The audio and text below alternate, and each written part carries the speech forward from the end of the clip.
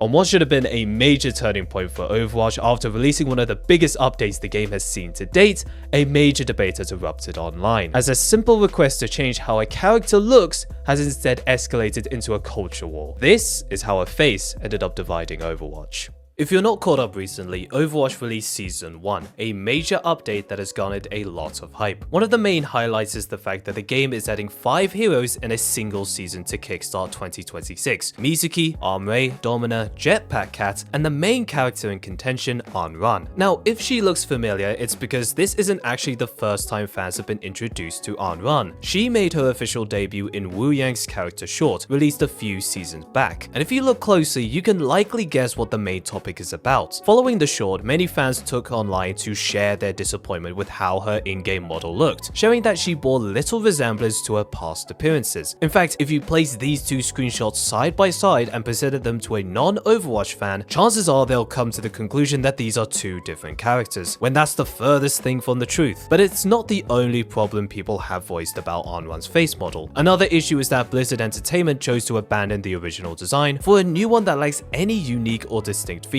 In fact, she looks very similar to other popular characters in the game. Again, if you presented these two images to a non-Overwatch fan, they may think that one is actually a skin of the other. But some of the other characters do not have this issue. In fact, a better example may actually be her younger brother Wu Yang. This is his appearance in the same character short with Anran, and this is his in-game model. Differences are there for sure, but they are not quite as drastic. Now, my personal take on the matter is that a change is kind of unnecessary. I think she looks perfectly fine as she does right now in the game, despite all the points that I've brought up so far. It doesn't really make a lot of sense to me that people are fixated on a face in a first-person shooter game. Realistically, the only time you'll ever see it is outside of the game when browsing media, in the menu itself, during the character select screen, and from the opponent to your face in the actual game itself. And in that instance, you're not really focusing on their character details, you're dead set on winning the gunfight. At least I hope you are. Others have also come out to say that they think she looks fine, including some Chinese players who shared that they like her original design. And I think the most compelling argument I've seen for why the change was there in the first place has to do with style. Characters will look different depending on the medium they're on, whether it's 2D or 3D, and when transitioning from in-game to movie or animation, heck, even fan arts add their own spin to try to make a character distinct or stand out. And even official works do this all the time in other video games. Let's take Valorant for instance, another shooter with hero characters.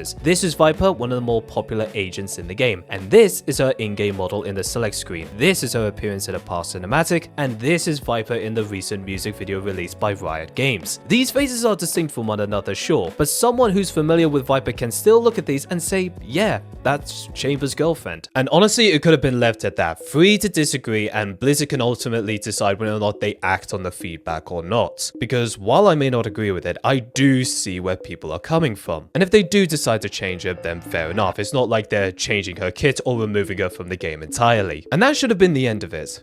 And then everything went south very quickly after a single post was made, because while some saw it as a good gesture, others saw it as a declaration of a culture war. Amidst debates about whether Blizzard should change Anran's face or not, Anran's voice actor threw her hat into the ring. In her announcement about her role as Anran, she also addressed discussions surrounding the character's look, and this is what she had to say. I didn't want to not address the elephant in the room, but I didn't want to step on the devs' toes or speak on their behalf, because it's this tightrope in my mind of trying to honor the community and everyone's criticisms, because I agree, and also give grace to the developers because they're always trying their best in the situation they're in. I got to mourn Anran between the design I had hoped for her and the design we ended up with. Because I think in her comic and the cinematic, Elemental Kin, there was a precedent set by it. There was a unspoken promise that said, we're going to challenge the beauty standards plaguing and ransacking media these days, right? The Ozempic chic, the contour your nose, you have no nose, the tiniest nose. And I think because of that precedence, people feel understandably let down. And I want you to know that I shared all of this with the dev team. Not only that, I was encouraged to be as open and honest as possible, to not hold anything back.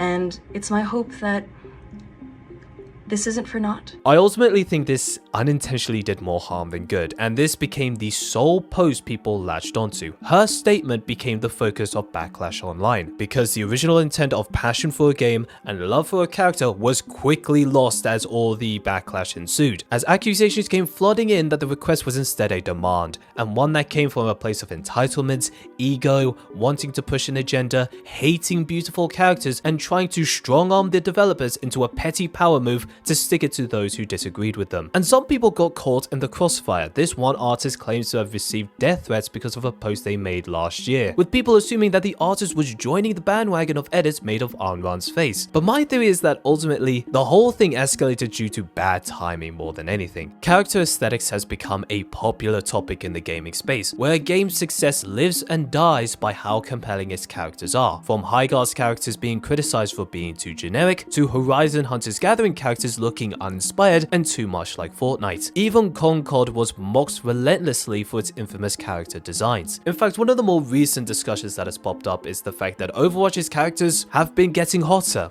Yes, this is a real topic point being talked about. Now, developers have shared that this is more for practical reasons, as it's easier to create traditional human characters in a tight life service deadline compared to oddball characters like Winston and Wrecking Ball. But I mean, this is a topic that's been going on since 2025, with developers showing that they want to create aspirational characters, heroes that people want to be like and have a certain cool factor to them. And with this fresh on people's minds, it's not hard to imagine that some of the casual crowd saw hardcore players wanting to change their character's look and believing that it came from malicious intent. But what happened in the end? Well, Anran Keller, Overwatch's game director, went online to say this. The team is currently discussing what it will take to make Anran look and feel more like the fierce older sister that we all envision her to be.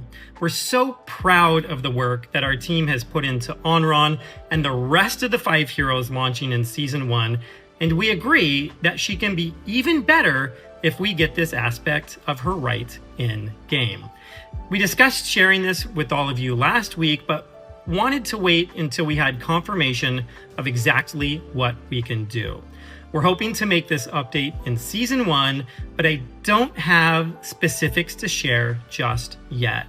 Our hero models are incredibly complicated, and we really need to test out what we can do. And the community's response has been mostly positive, I'd say, with players praising the developers for being so in tune with online discussions and for responding to community feedback. However, others were not as gracious, believing that Blizzard bending the knee to Twitter noise is a dangerous path to follow. I think most people don't really engage with online discussions like this, right? Most of them tend to be lurkers. They just play the game and then they keep track of some of the most major updates coming to the game, or they usually get some of their news of stuff like this from their favorite content creators, or they see it in the most popular threads, but they don't really engage or share their thoughts on it. So I imagine when the change does come around in a future update, a lot of them will be like, it wasn't exactly like that before.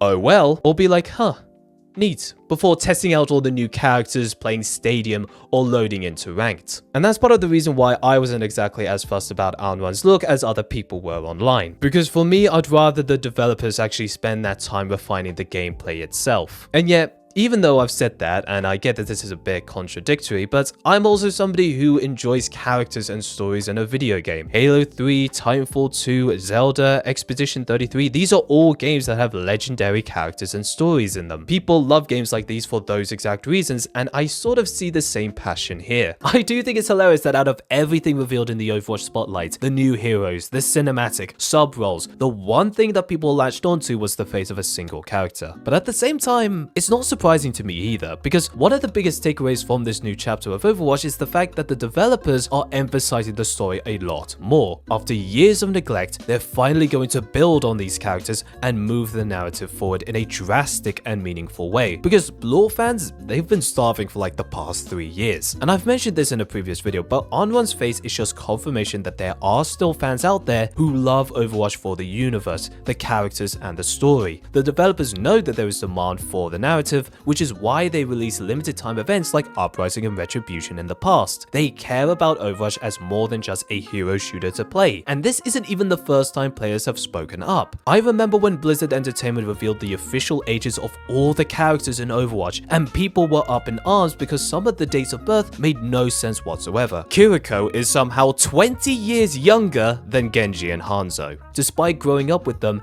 and how the characters were depicted in Kiriko's origin story. Fans are upset because of an inconsistency with a character. Does this sound familiar to you? The love for characters and stories is what drove many people to be hyped for Overwatch 2 in the first place, because the PvE was promised to finally place players in the current events unfolding in the game, aside from the fact that PvE was the original vision for the game through Project Titan. So while it is strange, I don't necessarily think this has come out of nowhere either. In fact, if anything, it's very in line with what the Overwatch community has wanted for some time, finally taking the characters seriously. Even though I've titled this as Dividing Overwatch, realistically the game is actually doing better than ever, because amidst all this drama about Anran's face, the game actually hit a new concurrent peak on Steam alone. And this is actually an ironic change of pace, because Overwatch was review bombed when it first launched, becoming the worst reviewed game of all time. And now several years later, it has reached a new concurrent peak. Now this doesn't take into consideration the original Overwatch launch from like 2016 to 18, because the game was exclusive to Battle.net at the time, so we don't really know how the game now performs to its prime back then. But even so, it's still a major accomplishment and a massive turnaround for the game that has been struggling with a crippling reputation over the years. So despite the fact that we've had this narrative of, oh my god, they're changing Anran's face, the game is ruined, realistically, this is a massive win for Overwatch overall. People like what's been added to the game so far, and they're excited for what's in store,